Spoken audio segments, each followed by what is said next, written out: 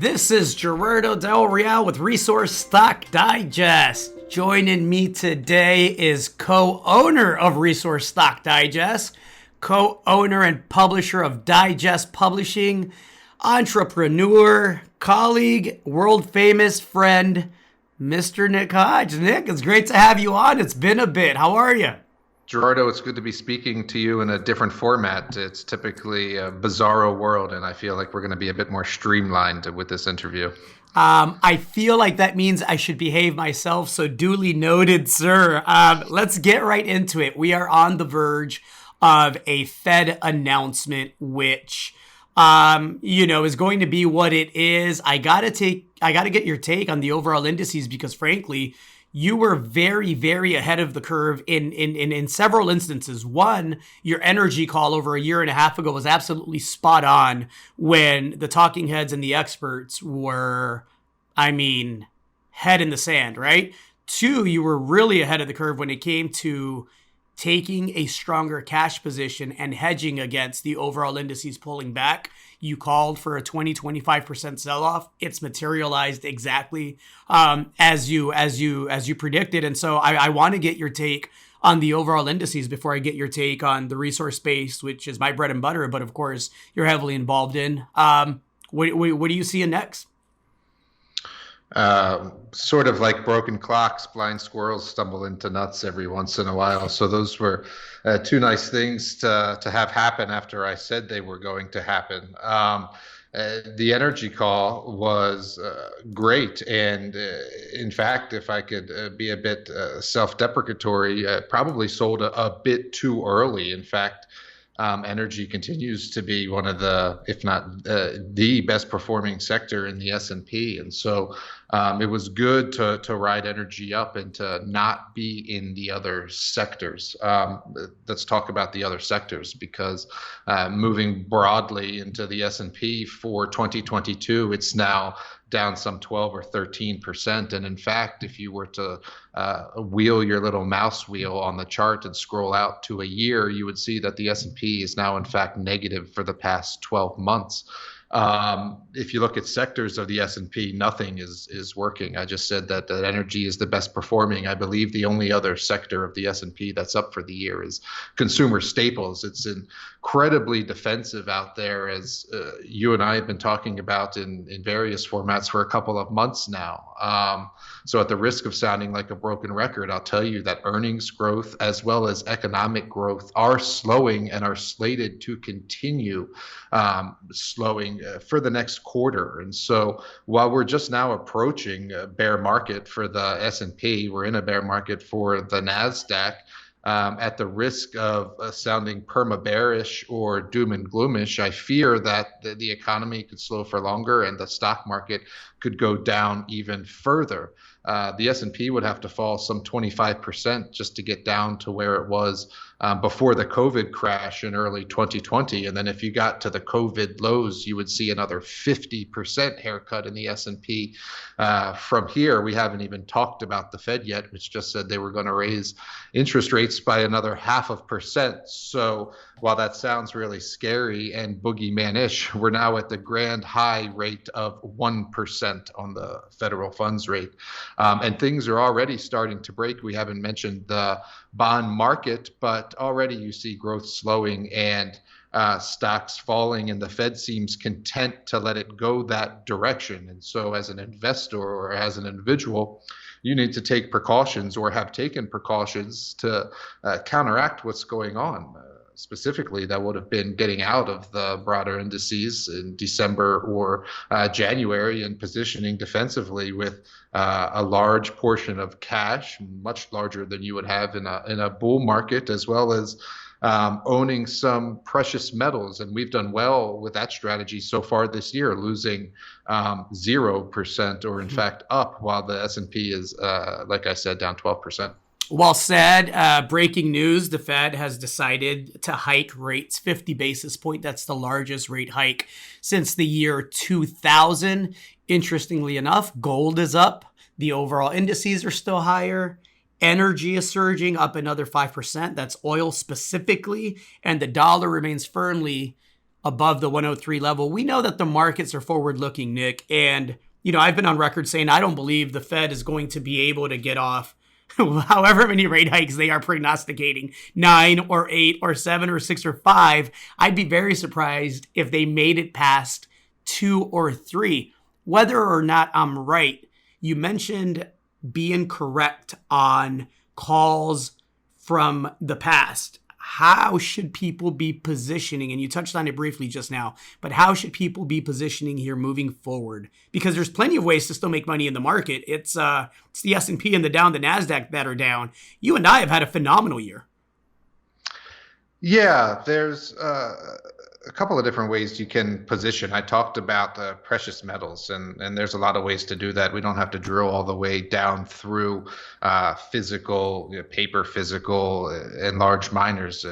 Having an allocation to gold in some respect is going to behoove you in this period as a flight to safety continues, and as inflation continues at 40-year highs. I believe that we'll see gold showing strength. The other place is cash. Look, I'm a third in cash in my retirement accounts, and have been telling subscribers that not only is that cash safe, it's strengthening, as you said, with the dollar index well above 100.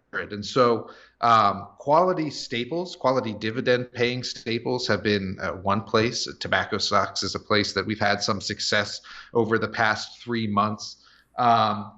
Industrials that are providing equipment to the EV space. I'm not going to give away the name, but we've been in a transmission company that has done quite well. But on the whole, I believe it's watching and waiting, and then beginning to deploy capital to the long side as we get through this bear market and or recession. You'll remember that the 210 yield curve inverted recently, and that's a pretty sure sign that a recession is manifesting. And the other thing I'd say is that the stock market and the debt markets aren't the only place to park capital.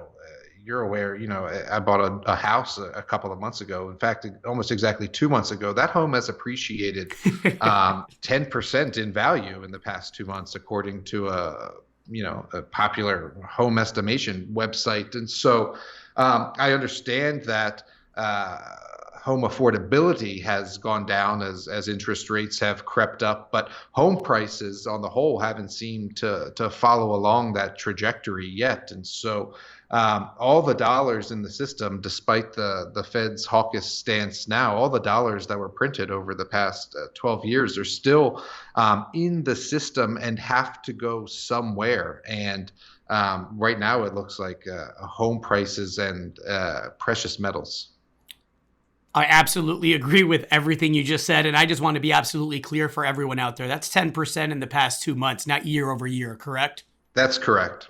Excellent. Now, I have to ask you about a couple of other things. I know that you are presenting at the Vancouver Resource Investment Conference coming up here. I'd love to hear what you're talking about. The title of the talk, Gerardo, is Macro Bear Hungry for Golden Lollipop with Uranium Center. Is there a cool acronym for that? Should I be reading into that? Oh, gosh, I didn't, but I should have spent more time sketching that out and could have had something fun. But no, I think the title is pretty specific and covers everything sort of we just talked about in the past couple of minutes, except uranium. A macro bear market developing, potential recession, stocks falling, precious metals holding their value, and likely going to see gold back at 2,000 or higher in the next 6 months to a year, and then energy, which we've already noted in this case in the form of uranium, which is a market I followed for some time now. So that's what I'll be talking about and how they interrelate, I suppose, and then companies, of course, within those sectors that I've vetted and perhaps invested in personally. Excellent. Before I let you go, we had a giant in our industry pass recently, Mr. James Dines, and so Obviously, somebody that was an absolute original in our space, a pioneer, a visionary, a polarizing individual, no doubt, but someone who, in the words of Frank Sinatra, absolutely did it his way.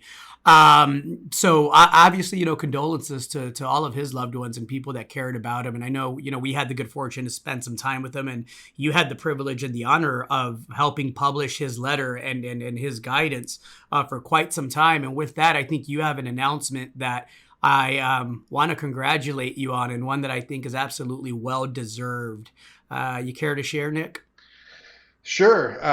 Yeah, Mr. Dines. I'm not sure if his eyes were blue, but his suits were certainly colorful, and his shoes has sadly left us and left a large hole in the newsletter world for thousands of people who came to rely on his insights, his advice, prognostications over the last, call it, 60 years. And so I was fortunate enough and honestly humbled to be asked to take over his two newsletters, the Dines Letter and Interim Morning Bulletin. We are in the process of doing that now, and in the middle of May, former Dines members and Interim Morning members will begin receiving my publications. And so I feel a debt of gratitude, I guess, to Mr. Dines, and I feel a personal responsibility, almost like Spider-Man, right? With great responsibility comes, or with great power comes great responsibility to, shepherd his readers and keep them drinking upstream from the herd as he did for so long. And in some cases, I almost feel inadequate, right? Going back through the decades of superlatives and awards that were lauded on Mr. Dines, obviously attributable to the calls that he made in the market and how many people he was able to help. And so I don't have Hodgisms and I don't draw charts by hand, but hopefully I can make the right calls at the right time. And someone told me once that Mr. Dines didn't get all his calls right, but what he did get right most of the time was knowing when to stand up on the surfboard. That's a surfing analogy, right? Mm-hmm. Whether or not to stay in the water, stay down, or get up and surf. And so I feel like that's very appropriate, because if you can get the macro direction of the market right, and certainly the overall direction of other sectors in the market, then it becomes much easier to be a stock operator within those sectors, because you have I guess I'll just keep the nautical theme going, the wind at your back. And so that's what Mr. Dines was really good at, flashing buy and sell calls on the major indices, flashing buy and sell calls on major sectors of the market. Of course, the original gold bug, the original bull on uranium, the original cannabis bull, the original crypto bull made monstrous calls on those sectors at the right time to make people killings, as he called it. And I can only hope to do half of what he did, and will certainly strive to do so. If his last call was to hand over the reins to his subscriptions and his subscribers, which if you knew Mr. Dines at all, you knew how much he cared about his subscribers, I think he's going to end up being proven absolutely spot on in his call to hand that over to you, Nick. Congratulations. I'm excited to see what you do with it, as always. And listen, we'll put a link up to the conference. If anyone is out there, I encourage you to go say hello. I was definitely looking forward to going. I am not sure that I'm going to be able to quite make it this go round, but nevertheless, please stop and say hello. Nick, anything else to add to that? No, just that I feel like I've got the golden ticket and I'm taking over the chocolate factory, and I hope you like the products that come out of it. Fascinating discussion as always, Nick. Thanks for your time. Thanks, Gerardo.